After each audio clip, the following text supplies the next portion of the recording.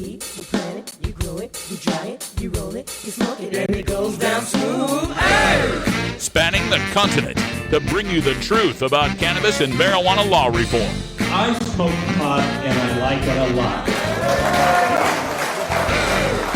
CannabisRadio.com presents The Russ Belville Show, the voice of the marijuana nation. Hey, this is great, man. Now, here's your host, Radical Russ Belville. Good day, tokers and tokettes and non-toking lovers of liberty. It is Thursday, January 5th, 2017, and it's got to be 420 somewhere in the world. Welcome to the show. We're coming to you live from beautiful, legal, freezing cold Potland, Oregon, from Delta 9 Studios. And we're literally freezing cold. It's like below 32 here, which is kind of rare. And I know everybody listening to me east of where I'm at is probably guffawing at me for complaining. It's dry out, so we're not facing the mounds of snow that they're getting in southern Oregon, that you're getting. My friends out there in Idaho, I've seen some of their pictures with feet of snow. And, of course, back east, snow everywhere you look, but not here. Just cold, really freezing cold out here. But we'll warm up here. We've got some small fires to light, if you know what I mean, as we enjoy our legal cannabis here in the state of Oregon and the legal Pacific time zone. We've got a lot of information to bring to you today. I've been doing a lot of research today on medical marijuana because I just got the information from the state of Arkansas on their decision about their medical marijuana licensing fees.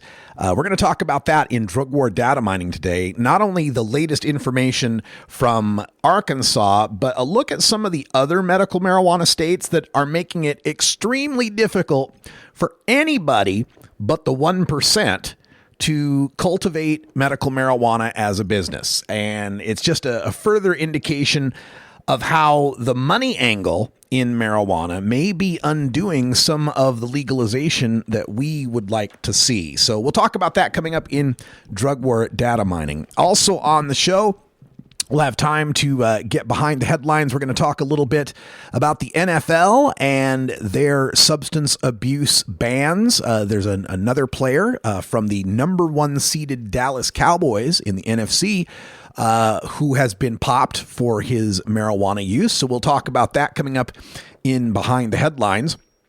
Also on the show today, we'll have time to talk about the continuing underground market in America and how the regulations that are being designed in this country for both medical and recreational marijuana are just guaranteeing that that underground market will not only continue, but flourish. So we'll take a look at that. We've also got some updates on industrial hemp to tell you about, some new state laws and some more data on the states that are growing industrial hemp.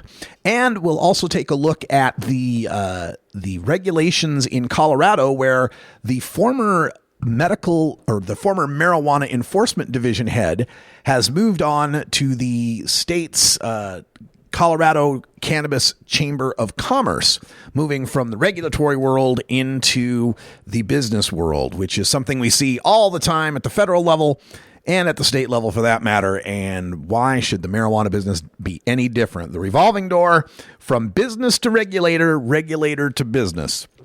As this continues to unfold throughout America, we're going to have to be very diligent about maintaining the rights and privileges of the consumers. But all that comes right after the Cannabis Radio News. And in the headlines today, we've got a possibility of medical marijuana home grow in New Hampshire with a catch. We've got a look at Connecticut trying to help military veterans with medical cannabis. The state of Georgia may be looking at another medical marijuana bill or perhaps a referendum. We've got a candidate for mayor in Atlanta who is supportive of reforming marijuana laws. New data from Kentucky's hemp production. The story on Dallas Cowboys defensive end Randy Gregory and more when we return.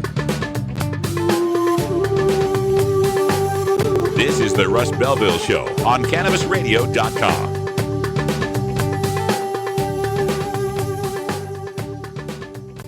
Cannabis use isn't the only thing growing, so are we. Grow with us. CannabisRadio.com. Cannabis legalization efforts are increasing competition for businesses wanting to make it big. In this complex and fast-changing environment, only the savviest will survive. What are you going to do to stay ahead of the game? Enter New Frontier's free platform, Equio, the premier business intelligence, visualization, and marketing platform for the cannabis industry.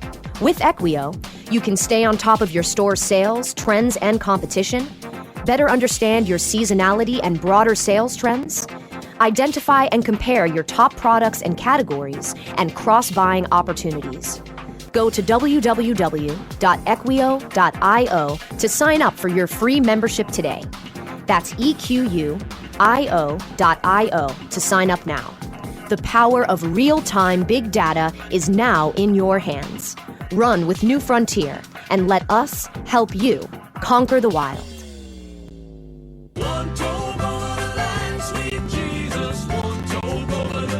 Fortunate to have Michael Brewer of Brewer and Shipley. Your signature top 10 song, One Toke Over the Line. I've read a couple different versions of what the tune's origins are. What's the true story? We were playing a little club in Kansas City. A friend stopped by with some really good hash. We stepped out back and came back in. We're tuning up in the dressing room, and Tom said, man, I'm really one toke over the line, and I just cracked up. I thought it was hysterical. We literally wrote that song just entertaining ourselves and to make our friends laugh. Sitting downtown in a railway station, one toke over the line. It's time to Hemp Present, only on Cannabis Radio.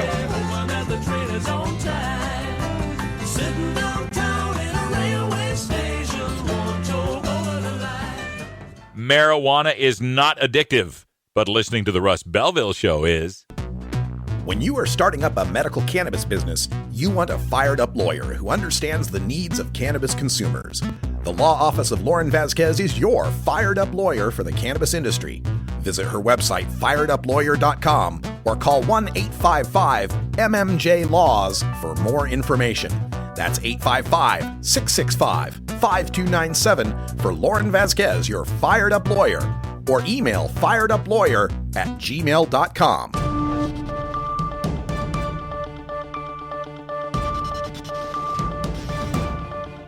It's time for the Cannabis Radio News, covering the latest headlines in consumer cannabis, medical marijuana, and industrial hemp. Cannabis Radio News is now available exclusively at cannabisradio.com. Now your marijuana headlines in 4 minutes and 20 seconds. This is Cannabis Radio News. This is your Cannabis Radio News for Thursday, January 5th, 2017. Patients using medicinal marijuana would be able to grow their own plants if a bill seeking to legalize homegrown medicinal cannabis is successful in the New Hampshire legislature this year. The bill would make New Hampshire the second to last state in New England to legalize homegrown medicinal marijuana. Connecticut is the only other New England state that still outlaws growing marijuana at home. Currently in draft form, the bill's language calls for allowing patients who live more than 30 miles from the nearest medical marijuana dispensary to grow medical marijuana. State Representative Rennie Cushing, a Democrat from Hampton, the bill's sponsor, said the wording of the bill could be altered again before it is introduced, including its 30-mile halo rule. Connecticut Representative Melissa H. Ziobron introduced a bill this week that would waive the registration and administrative fees for military veterans that qualify to become a medical marijuana patient in Connecticut. Marijuana can help veterans who suffer from PTSD to chronic pain, which is why veterans are increasingly turning to cannabis for relief. But for many veterans, the cost of applying to become a medical marijuana patient in states like Connecticut is too steep. No one knows for sure how many veterans are prevented from becoming a medical marijuana patient in Connecticut due to the cost. Georgia's legislature convenes next week, and marijuana reform is already at the top of at least one representative's list. Georgia State Representative Alan Peake supports medical marijuana in the state of Georgia and has made it clear he wants to introduce a medical marijuana bill this session, saying, quote, "We still face some stiff opposition from law enforcement as well as some faith-based organizations. Maybe the best solution is let's let the Georgia citizens decide by referendum in 2018, and we'll let the next governor decide how it's implemented," end quote, said Peake. Georgia State Senator Vincent Fort has written a letter to Peachtree Normal indicating his plan to run for mayor of Atlanta and his disdain for racially disproportionate marijuana arrests. Quote, "We are losing a generation of young people of color due to arrests for possession of marijuana," wrote Fort, adding, quote, "It is immoral and unethical for this city to spend our tax dollars locking kids up instead of lifting them out of this vicious cycle of poverty." And, quote, "It is no coincidence that a WSB-TV report last year found that 93% of Atlanta's marijuana possession arrests were African Americans," end quote.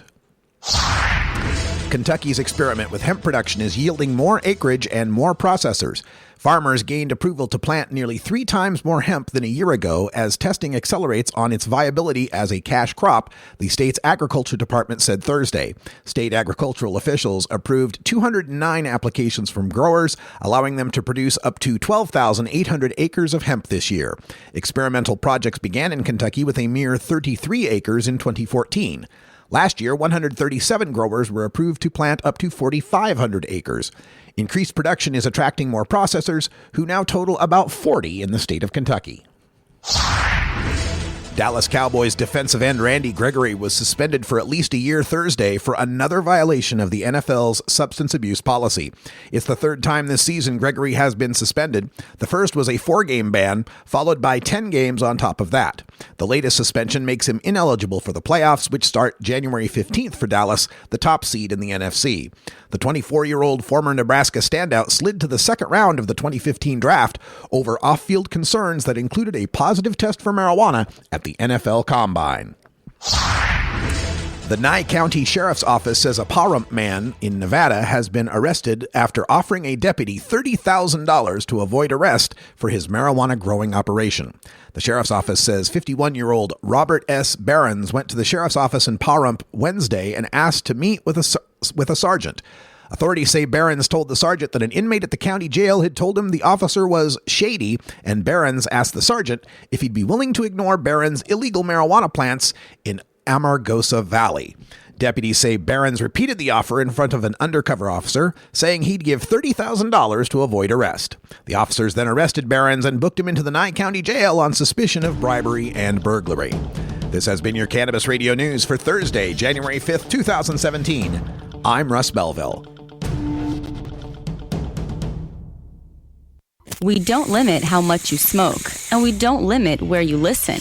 Cannabis Radio is now on iTunes, Stitcher, and iHeartRadio.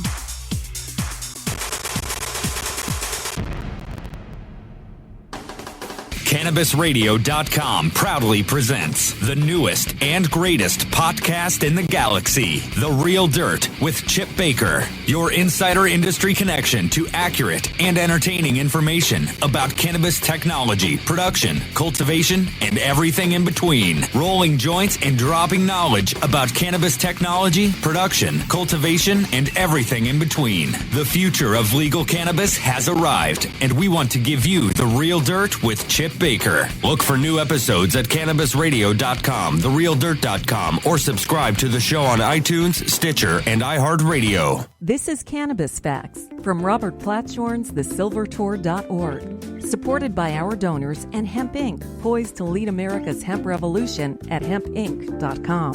In 1937, the second most prescribed medicine, marijuana, was banned.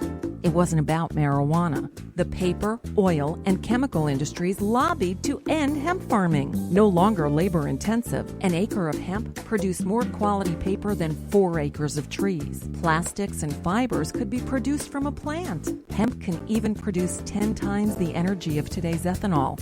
As marijuana prohibition ends, many states now allow farmers to again grow hemp. This was Cannabis Facts from TheSilverTour.org, an educational nonprofit supported by our donors and Hemp Inc., a public company poised to process America's hemp crop at HempInc.com. This is the Russ Belville Show, annoying Kevin Sabet since 2012. New beginner guitars and banjos are often constructed much better than ones built before your time. Why struggle? Get a new instrument or fix the old one. The trusted professionals at the Fingerboard Extension will evaluate your instrument for free. Repairs are priced for people who work for a living.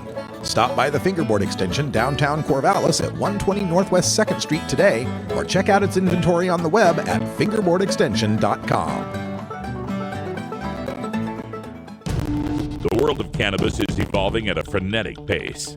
The Russ Belville Show gets behind the headlines to take a deeper look at breaking news in our Cannabis Focus. Today in the Cannabis Focus, we're taking a look at a survey that was written about on livescience.com. It appears in the Journal of Cannabis and Cannabinoid Therapies.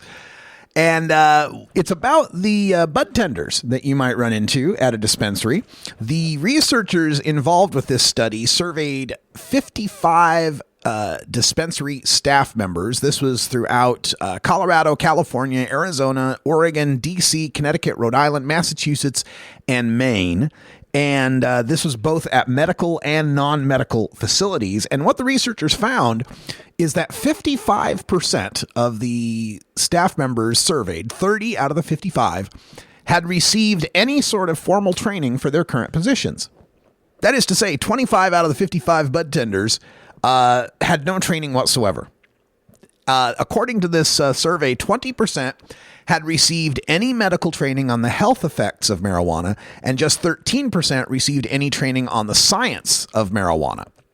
Moreover, some of the dispensary staff members in the study made recommendations to people who were purchasing marijuana that were not accurate or appropriate for treating the customer's conditions. For example, 13% of the staff members in the study said they had recommended types of marijuana that are high in levels of THC to patients who were trying to treat anxiety. Previous research has shown that THC may make anxiety worse. 7% of the staff members recommended THC for treating epilepsy, where again, CBD has been seen to be more effective in treating epilepsy.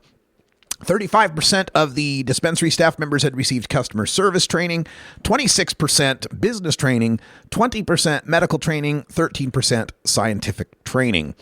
And another 20% had received some other type of training that might have involved learning about cannabis. Yet 94% of the study's participants said they had provided advice to customers, including recommending which strains they should use and how marijuana could benefit particular symptoms. The most common symptoms reported by the staff members were chronic pain, insomnia, and anxiety. According to the staff members, 62% said they always or often checked in or followed up with their customers after their purchases. Again, this is in the Journal of Cannabis and Cannabinoid Research. Overall, staff members were more likely to recommend marijuana with an equal ratio of THC to CBD for people with anxiety, PTSD, or trauma, and Crohn's disease, rather than recommending marijuana high in THC. The staff members were also more likely to recommend marijuana with high levels of CBD for customers with ALS, epilepsy, and muscle spasms. And of course, that's what the research would suggest as well.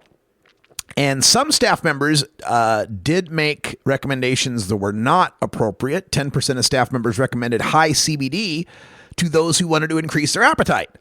And again, it's THC that seems to work on the appetite, not CBD that works on the appetite. And I'm all for us getting more information to the customers and having better trained dispensary employees.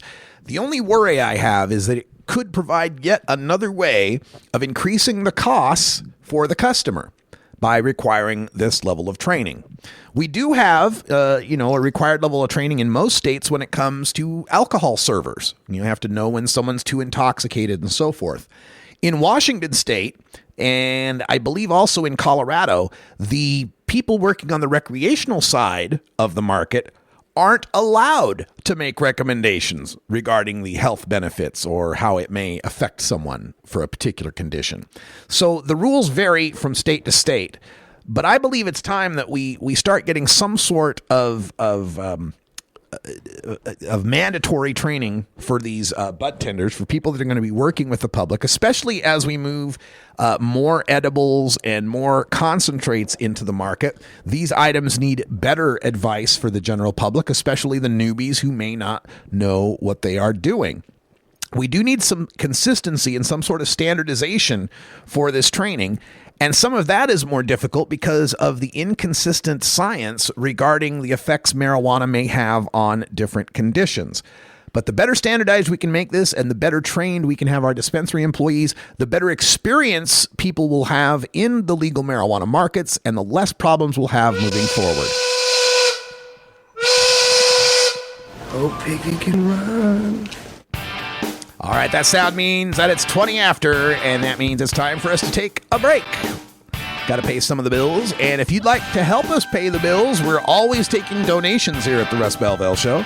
You can PayPal them to Russ at RadicalRuss.com. All the money you send in goes toward travel budget and booking fees and hotels and computers and licenses and all the stuff that keeps this show running. Maui Wowie, Acapulco Gold, California Kush. Our strains stretch everywhere too. This is the Cannabis Radio Network. Equio, New Frontier's cutting-edge big data platform, puts the information and answers you need right at your fingertips in real time to help you more effectively run your cannabis business. Go to www.equio.io to sign up for your free membership today. Again, that's www.equio.io. Run with New Frontier and let us help you conquer the wild. Previously on the Stoner Jesus Show. St. Peter auditioning to be the Microsoft weed software spokesman. Hey, this is St. Peter for Microsoft. They track weed. Does that mean they're going to track the weed? Is that what this is about, Jesus? I'm not going to be tracked, Jesus. I'm not going to have my fucking weed tracked, and I'm not going to have fucking Microsoft track me back to my fucking house through my weed to where they fucking spied on people with that goddamn Xbox camera. Fuck this. Fuck Microsoft. Fuck this bullshit. The Stoner Jesus Show. Live Mondays, Wednesdays, and Fridays at 8 p.m. Eastern, 5 p.m. Pacific. Or find the Stoner Jesus Show podcast on demand at CannabisRadio.com and StonerJesus.net. Peace, bitches. The Russ Belville Show on CannabisRadio.com. The National Wildlife Refuge for Marijuana Unicorns. At Herbie's Cannabis Seeds, we pride ourselves on bringing you the best quality seeds from the world's most respected cannabis seed producers, all at the lowest online prices. You can find Herbie's Seeds at herbiesheadshop.com. All cannabis seeds are sold as souvenirs and as a means of preserving cannabis genetics. Herbie's Seeds in no way intends to condone, promote, or incite the use of illegal or controlled substances. We strongly urge all prospective customers to check their national laws prior to placing an order. Herbie's Seeds at herbiesheadshop.com. Proud sponsors of the Russ Belville Show and 420 Radio. Promoting the end of adult cannabis prohibition is easy because we have facts, science, reason, compassion, evidence, truth, and logic on our side. It's even easier when researchers catalog it all for us. Learn how to gather the facts on marijuana use, arrests, seizures, rehabs, drug tests, and more on this edition of Drug War Data Mining. Well, the state of Arkansas has become the latest medical marijuana state to exclude small business opportunities by setting outrageous fees and capital requirements for a tiny few marijuana licenses. This is a report from, I forget what the news source was, but they write, the Medical Marijuana Commission decided on a $100,000 license fee for Arkansas's growers of medical marijuana. The fee is on top of the $15,000 fee decided by the commission just to apply. If an applicant is rejected, half the application fee will be refunded. The commissioners also decided on basic financial requirements for applicants hoping to have a cultivation facility. They voted that applicants must show proof of $1 million in assets or a surety bond, I should say, and must also show proof of $500,000 in cash. Yeah, so you or your company needs to be worth at least $1.5 million to even be considered for growing medical cannabis. Then you need to be willing to bet half your $15,000 application fee that they'll pick you. And if they do, you need to pay them $100,000 for your license. And the state is only awarding 5 licenses for growing medical cannabis. There is no limit, however, on how many applications they'll accept. And really, the more the better, because every application over the first 5 is a guaranteed free $7,500 for the state of Arkansas. Now, if this naked cash grab couldn't be more apparent, the commissioners ruled that the 5 cultivation licenses wouldn't have to be located, one in each of the state's health districts, as they had decided before. I mean, gosh, that might better serve patients. You know, the ones located in the more rural areas of the state. No, now they've decided that the 5 grow sites can be located anywhere. And the commission will favor the locations that can be shown to have the greatest economic impact. You know, the important part of medical marijuana law. How much money could we make from it?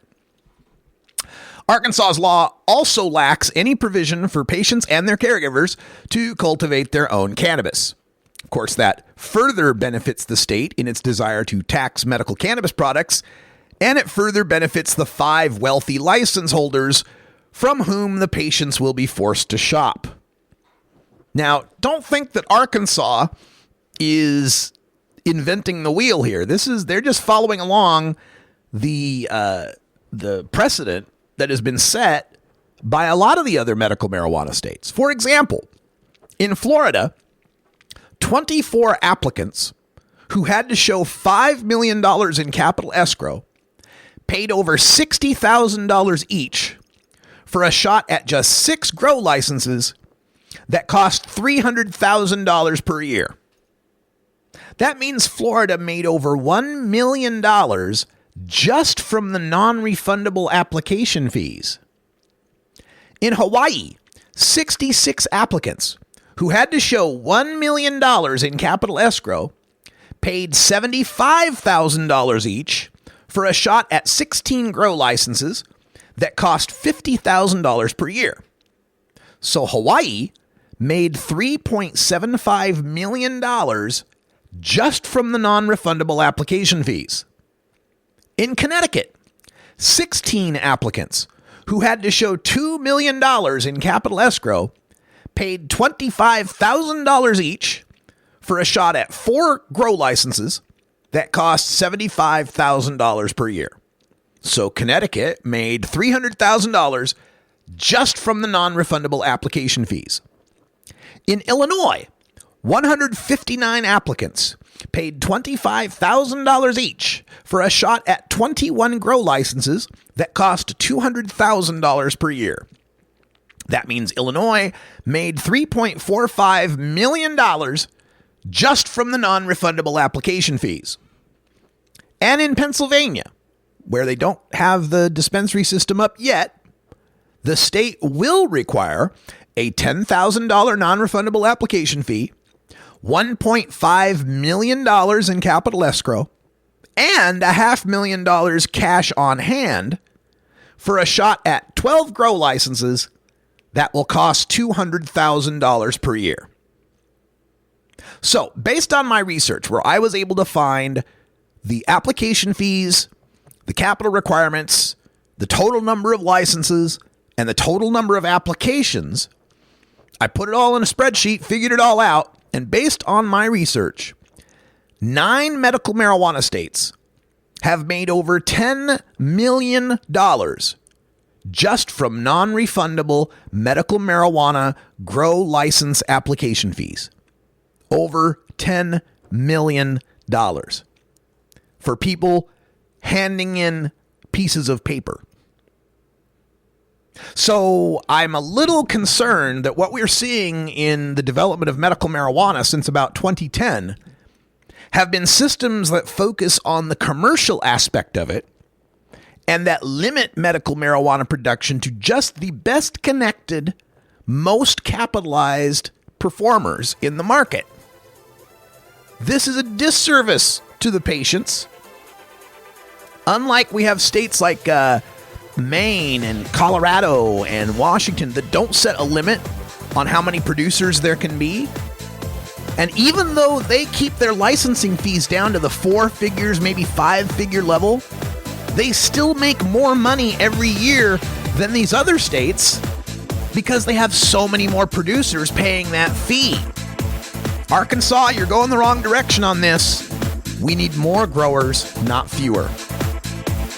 All right, stay tuned. We'll be back with a blast from the past talking about hemp when we return. This is the Russ Belville Show on CannabisRadio.com.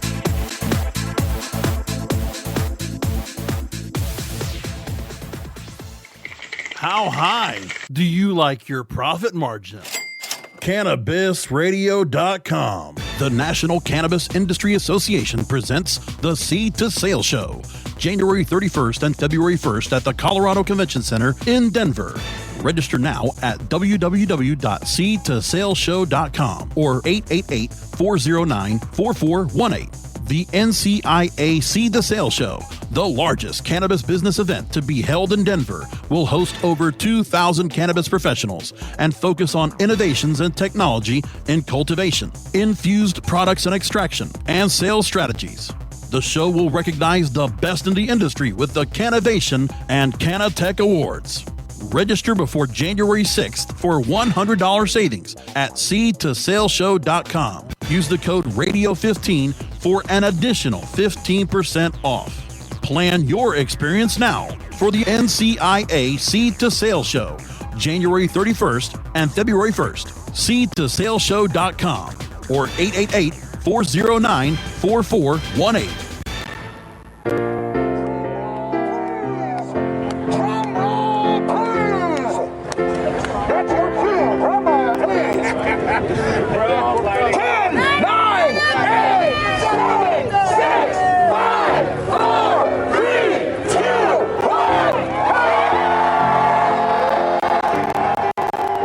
At midnight, July 1st, 2015, adult marijuana prohibition came to an end in Oregon.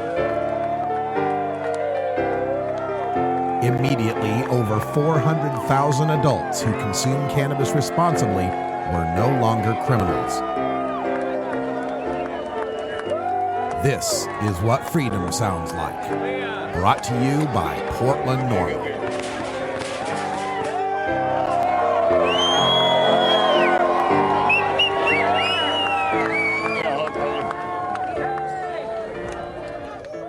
You're listening to Radical Russ on the Russ Belville Show.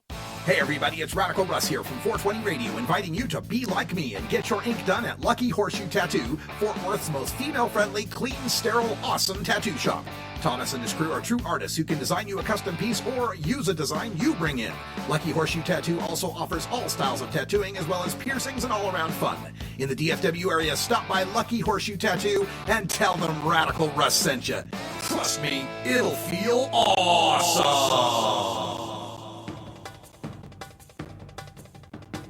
The global prohibition of cannabis is a crime against the planet committed primarily by the United States. But as more U.S. states reform their marijuana laws, countries around the world are stepping back from cannabis prohibition.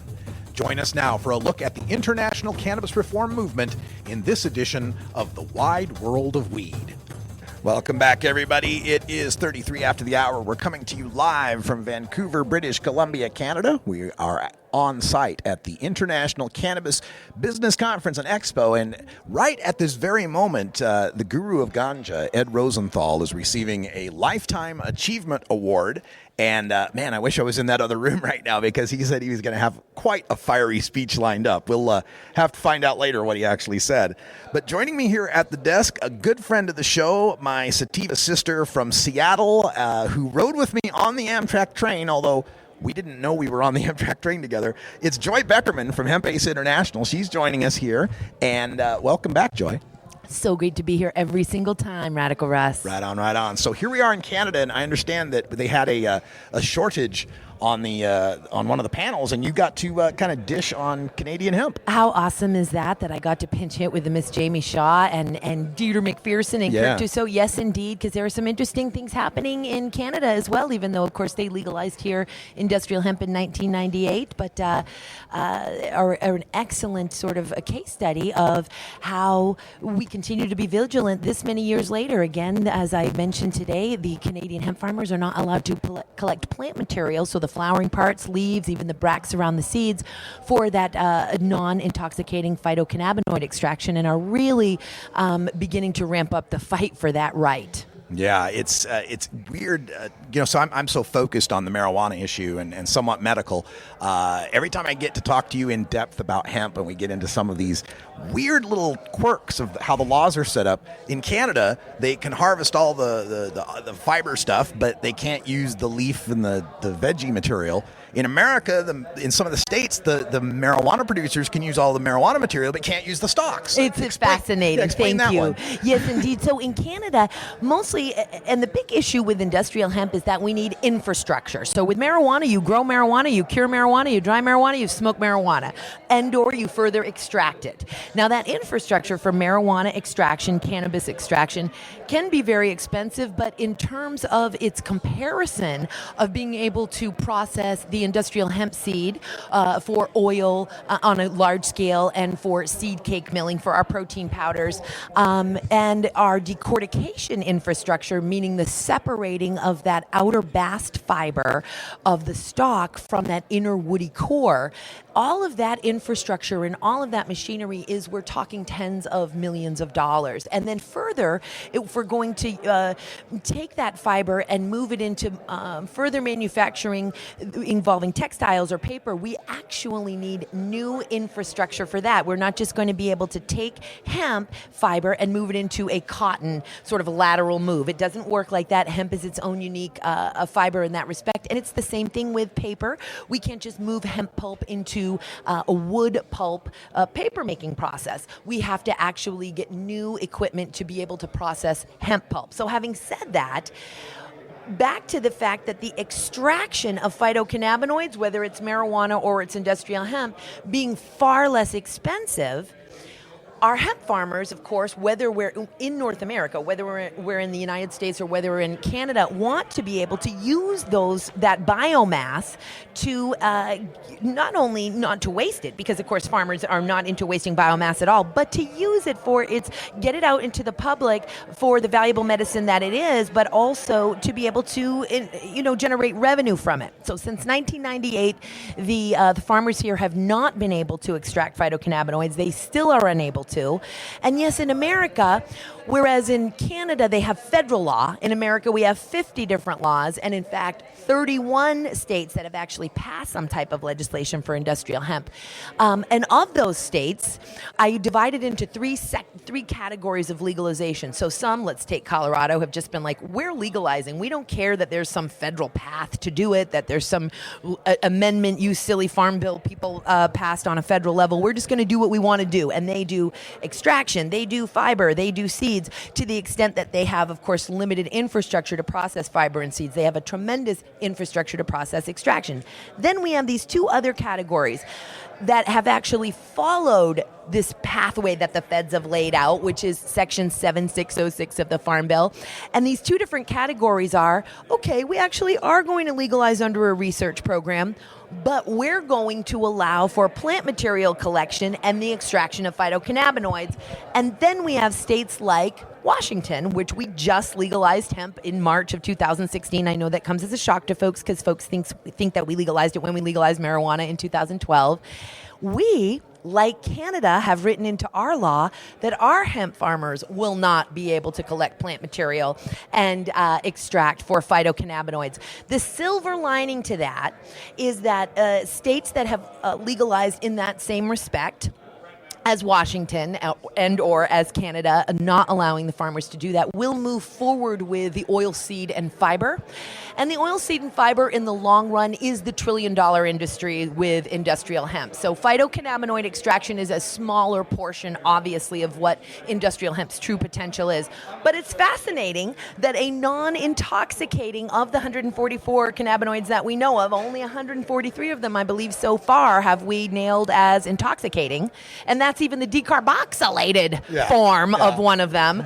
Not allowed to. So literally we're talking about wasted biomass. It must be left in Canada and in states like Washington on farm. Cannot be processed, must stay on the farm in sense. Wow. And then when we're talking about this extraction of phytocannabinoids from the plant material of industrial hemp, that's the longhand version of getting CBD from hemp. That's basically they're trying to make this workaround of, the CBD oil is good for the kids, but marijuana is illegal, but hemp will make that. And this is where we get into that murky area of these sellers that are saying, we've got this legal CBD, it's legal in all 50 states, and maybe you can dish on that a bit. Yeah, indeed. And it's such a gray area. It's a fascinating area because it's developing so rapidly. It's like, don't blink, something changed in either a regulation or not. But so I think the big drumbeat that the DEA, of course, is beating all the while is that phytocannabinoids come from the resins of the plant, and that if you look at the definition of marijuana in the Controlled Substances Act, you'll see that in those two sentences, the word resin is used 3 times. It's used twice within the first sentence that discusses marijuana, and it's used once in the second sentence that discusses the exclusion of industrial hemp within marijuana. But the issue is that it discusses itself in that sentence as an exception to the exclusion. So when it says such term, meaning marijuana, does not include the mature stalks thereof, and it goes on, it then has a parenthetical that says, except the resins therefrom. So what the architects of the Nixon administration, although being the nerd that I am, I can't help but say that this definition is actually taken word for word from the 1937 Marijuana Tax Act. The architects of that definition of marijuana wanted to make sure we knew that whether you are talking about marijuana or whether you were talking about the exception for marijuana, which is industrial hemp, those resins are off limits. So, having said that, the DEA beats that drum. We have, however, such a defensible network of holes big enough to drive a hemp CBD truck through, whether it's various new law, the definition of industrial hemp that was written in the Section 7606, which does not include a carve-out for resin. So this new definition, which is historical, which was included in that Farm Bill, that distinguishes industrial hemp from marijuana for the first time in U.S. history, simply defines it as any part of the plant cannabis sativa, whether growing or not, with a THC concentration of not greater than 0.3% on a dry weight basis. So no carve out for the resins. This is a hole big enough to drive a truck through. We're saying, yay. At Section 7606, you're allowing us to use any part of the industrial hemp plant without a carve-out. Then we have the subsequent language in Consolidated Appropriations Act, as you know, because medical marijuana is also being protected in these budgetary bills that the U.S. Congress passes each year, saying that the Department of Justice and the Drug Enforcement Administration are not allowed to use certain funds to prosecute state legal and state compliant actors, and that includes industrial hemp as well. Having said that, there is the USDA, the United States Department of Agriculture, the DEA, and the FDA, our Food and Drug Administration, and our U.S. Customs and Border Protection. Those are the 4 federal agencies that you want to be looking at for this constantly changing regulation, policies, and practices as concerns hemp-derived CBD. In the end, they all are agreeing, and they are all putting out there that no, they do not intend for industrial hemp under research federal law to be grown for folks to be extracting phytocannabinoids from that. It's totally defensible, but the feds are telling us that no, they are not condoning that. The issue is they're neither enforcing it nor going after these actors, and so we continue to just consider ourselves to be defending what we're doing. But in the plain letter of the law, when we say on all these websites it's legal in all 50 states, it's a leap. I don't want to condemn anybody for making those claims. Being on the law side of things, I don't say that because I don't believe that claim. It's a defensible claim. Let's leave it at that. Well, we just have about a minute and a half left here, and Jamie Shaw is right in front of the desk here, so I thought we'd say hi to Jamie, and thank you for getting Joy on your panel today. Oh, yeah, it was awesome that she was able to do it. We had some last-minute cancellations, and found out that Joy was also a member of the Canadian Hemp Alliance, so that was amazing, and she killed it. All right, so just real quickly here, what are some of the main, or maybe the main thing you'd like to get across to people listening about Canadian activism and how they can help? Oh, geez, it's honestly, it's very similar to what's going on in the States. The specific issues are different, but we see the same patchworks. We see the same cities moving forward with sensible regulations and making compromises in certain areas, and we see other places doing the opposite or going in different directions. Up here, where dispensaries are still illegal according to the government, it's fascinating to us when places like Louisiana pass legislation that allows them to have dispensaries.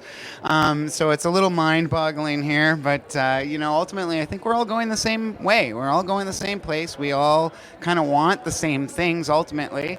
And there's some differing opinions about how to get there, as you know very well yourself from your conversations with Be Real this week. Yes.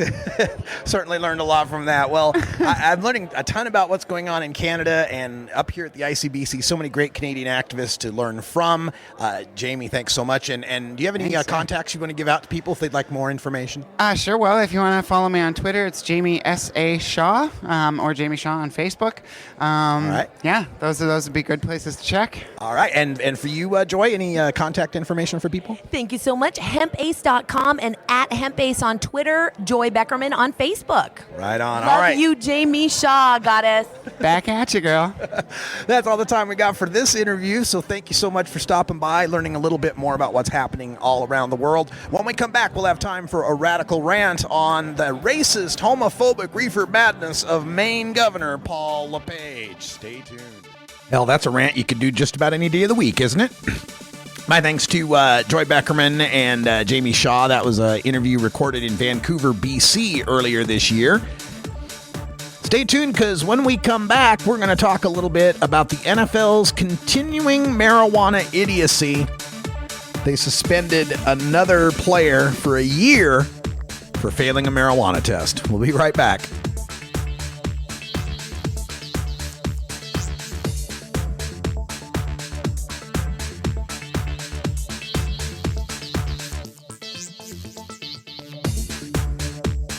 This is the Russ Belville Show on CannabisRadio.com.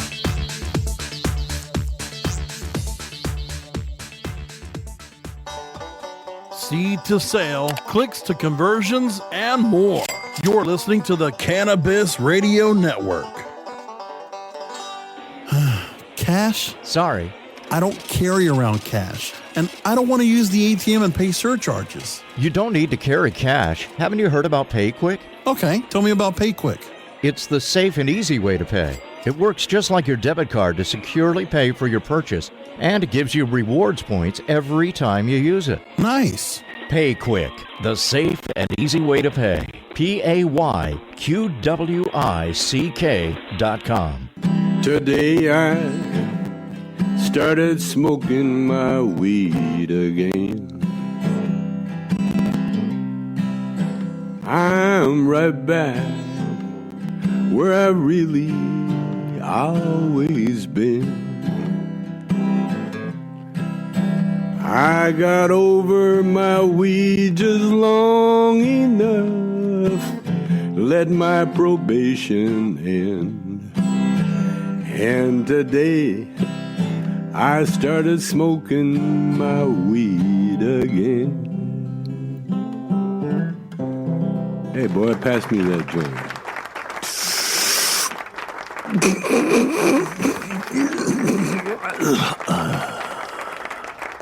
Chong's Choice. The Tommy Chong Podcast, only on CannabisRadio.com. The Russ Belville Show.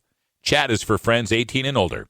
We expect our chat to be civil, mature, and free from excessive profanity. If you don't like these rules, there are approximately 6 billion other chat rooms with lower standards that you can visit. The International Cannabis Business Conference comes to San Francisco, California on February 16th and 17th, 2017. The ICBC San Francisco, Northern California's first business-to-business event since the recent historic election, will bring together top state regulators and industry leaders to discuss permits, business models, and opportunities within the newly enacted laws and landscape. Of course, the ICBC also famously offers some of the best cannabis industry networking, leveraging our worldwide following to connect wholesalers, brands, distributors, investors, and strategic partners. And don't forget to come early for our VIP reception and stay late for our legendary after party. Join us for the longest continuously running cannabis business conference in California at the Hilton San Francisco Union Square, the one and only International Cannabis Business Conference. Visit internationalcbc.com for tickets today.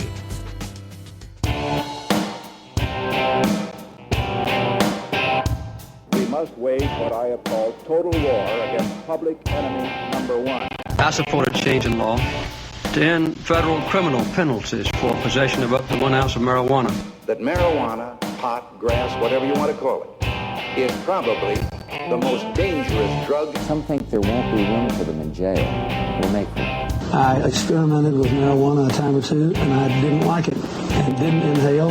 One major responsibility is to encourage people to use less drugs. Entirely legitimate topic for debate. Radical Rant. Well, once again, the No Fun League, the NFL, has suspended a star player for his use of marijuana. This time it's Randy Gregory, who's a defensive end for the Dallas Cowboys. Now, Gregory had failed a drug test at the NFL Combine. Because of that, he fell out of the first round of the draft, where he was expected to be chosen, all the way to the second round of the draft, where he was chosen 60th by the Cowboys. Now, the fall in his draft position, of course, also corresponds to a fall in how much money he could get for his contract.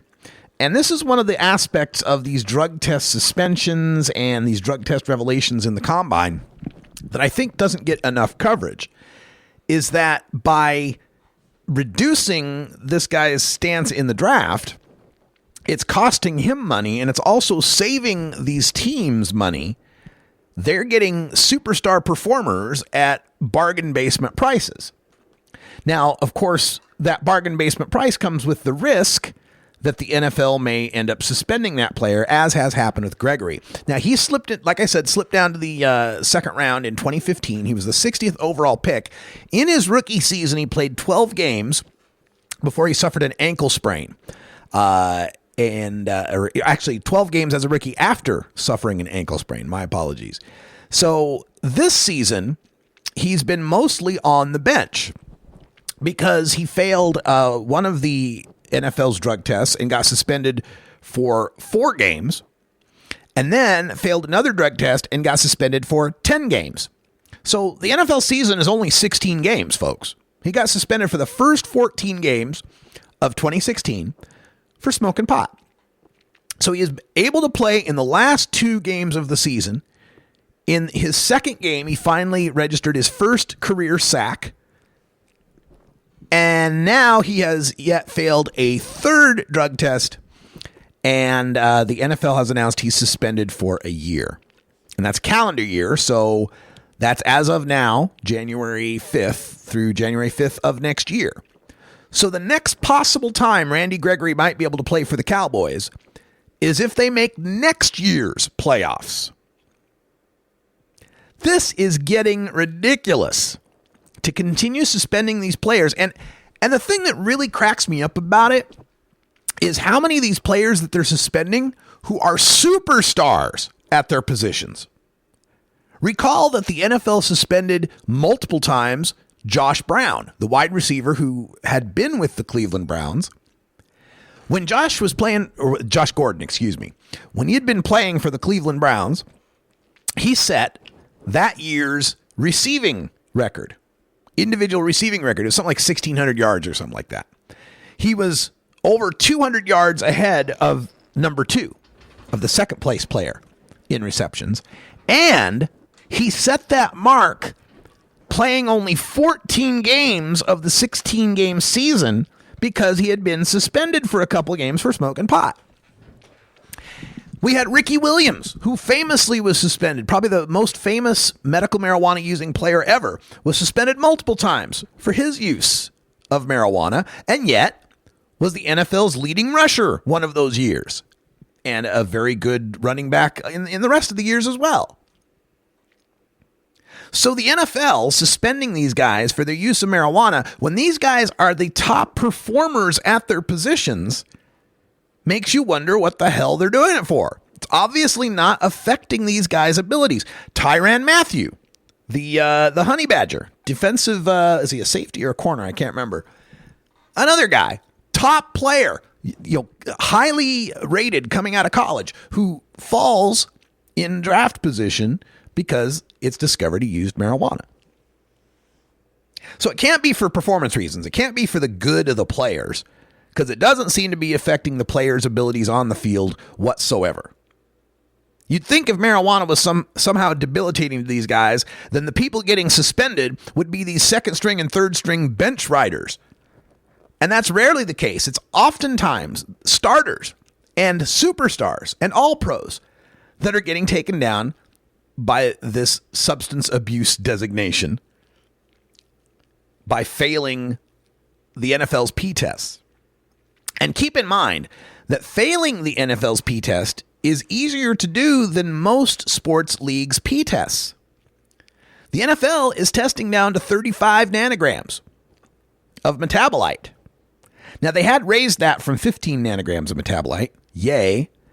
But compared to other sports leagues, like Major League Baseball tests at 50 nanograms, National Hockey League doesn't even test.